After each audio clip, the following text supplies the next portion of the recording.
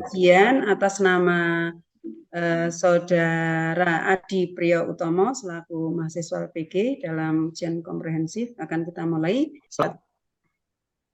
Kami dari Satuan SMK Negeri 1 Bukateja, mata pelajaran Pendidikan Agama Islam dan Budi Pekerti dengan tema Pernikahan dalam Islam fase F kelas 12. Kemudian kompetensi awal yang peserta didik diharapkan telah melaksanakan ibadah wajib dengan rutin dan baik, kemudian bermuamalah dan bersosialisasi dengan baik, memiliki tekad untuk meningkatkan keimanan dan mendekatkan diri kepada Allah Subhanahu wa taala. Kemudian profil pelajar Pancasila yang harus dicapai adalah beriman kepada Allah atau Tuhan Yang Maha Esa. Kemudian target peserta didik diharapkan mampu untuk memahami materi dengan baik. Kemudian model yang digunakan dan metode pembelajaran digunakan di modul ada pertemuan pertama ini adalah model pembelajaran luring dan kontekstual. Metodenya adalah diskusi. Adapun tujuan pembelajarannya adalah peserta didik diharapkan dapat menjelaskan tentang pengertian pernikahan, dalil-dalil pernikahan, kemudian tujuan pernikahan dan ketentuan dalam pernikahan. Di dalam merumuskan tujuan pembelajaran, apakah sudah termuat di situ terkait dengan A, B, C, D, audience, behavior, condition, dan degree? Sudah belum, Pak? Sudah, Bu. Jelaskan mana audiensnya, mana behaviornya, mana condition, dan mana degree-nya. Ketika saya mendengar dari paparan itu sebetulnya degree-nya belum dicantumkan ya. Coba, yang behavior-nya apa? Jadi ada alur di dalam tujuan pembelajarannya. Belum? Belum, Bu. Belum. Silakan nanti bisa dipahami lebih lanjut mengenai poin-poin di dalam merumuskan tujuan pembelajaran ABCD, kemudian dia lihat lagi rumusan tujuan pembelajarannya. Sehingga nanti akan bisa konkret dari 4 poin yang harus ada dalam rumusan tujuan pembelajaran. Ya. Kemudian saya tanya, apa yang Pak Adi ketahui tentang TIPEC, sebuah pendekatan dalam proses kegiatan pembelajaran TIPEC yang di era ya, teknologi ya, ini sangat dan memang dianjurkan ya, harus melewati atau menggunakan pendekatan ya, TIPEC. Apa yang Anda ketahui tentang TIPEC? Pemahaman saya, pendekatan TIPEC adalah pendekatan yang dimana siswa yang dituntut untuk lebih aktif dan untuk menciptakan sebuah perubahan atau project seperti itu, Bu. Pembelajaran atau pendekatan yang mentautkan antara ya, media. Ya. Kalau media itu ya diantaranya ya adalah penggunaan teknologi ya, dengan konten knowledge-nya. Singkatan dari apa PBL dan PJBL? Saya rasa mesti paham banget itu. PBL Problem Basic Learning.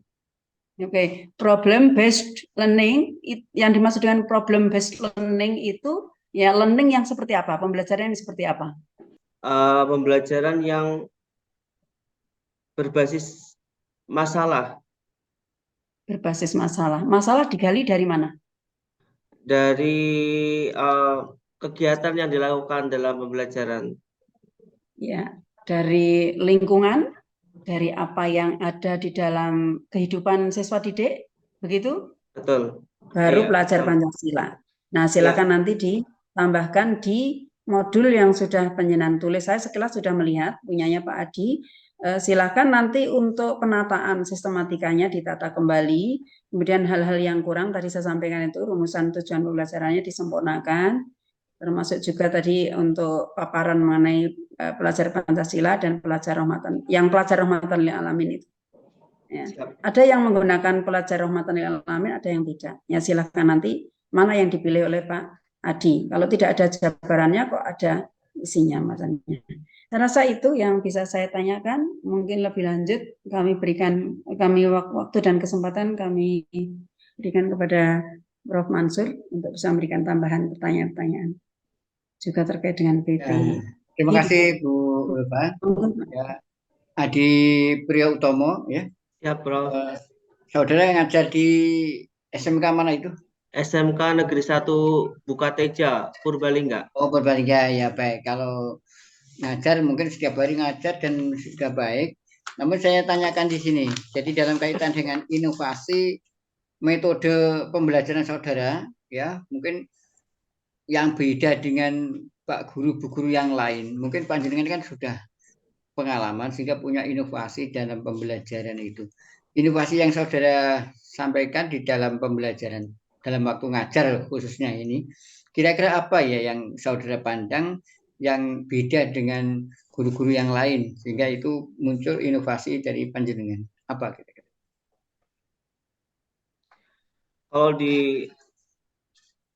Kalau di sini mungkin saya lebih sering ke ini kontekstual. Jadi kadang-kadang menceritakan sesuatu yang ada di lingkungan kita, lebih banyak bercerita.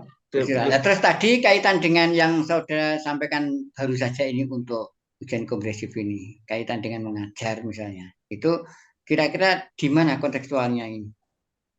Dicontohkan di tulisan yang mana?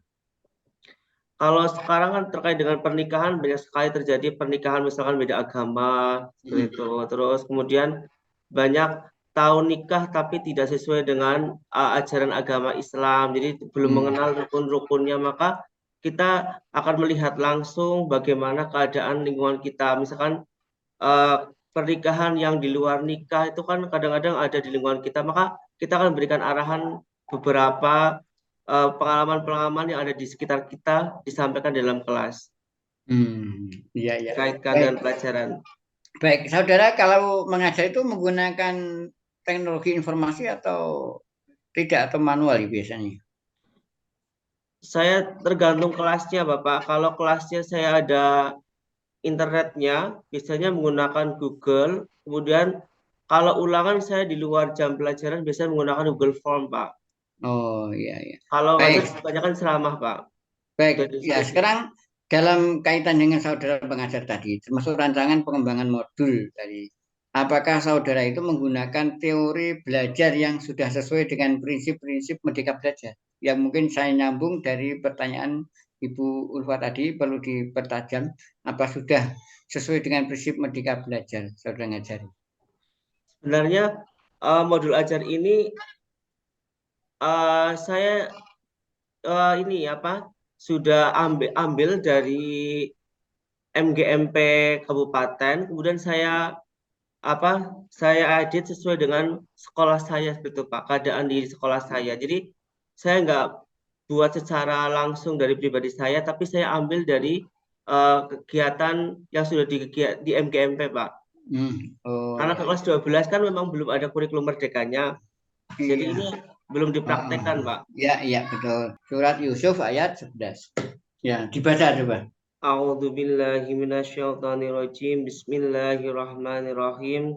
Qalu ya abana malakala ta'manna ala Yusufa wa inna lahu lanasihun. Artinya apa artinya? Mereka berkata, wahai ayah kami, mengapa engkau tidak mempercayai kami terhadap Yusuf, padahal sesungguhnya kami semua menginginkan kebaikan baginya. Ya, baik. Sekarang ditulis juga, ditulis di kertas kosong. Mbak. Oh ya, ya coba sekarang yang dibaca, ya, yang dibaca bukan Al-Quran. Al-Quran ditutup dulu. Ya. Terus yang dibaca yang saudara tulis. Coba dilihatkan saya. Ya, terus dibaca. Dibaca. Ya, dibaca itu yang saudara tulis. Bismillahirrahmanirrahim. Qalu ya abana malakala ta'manna ala Yusufa wa inna lahu lanasihun. Shadaqallahul azim. Ya, baik, saya kira cukup saudara ujian ini. Semoga Bu Ulfa bisa Terima kasih Prof. Mansur. Saudara Adi Priyo Utomo, ujian atas nama penjenengan dalam ujian komprehensif sudah selesai. Kami persilakan untuk bisa meninggalkan Zoom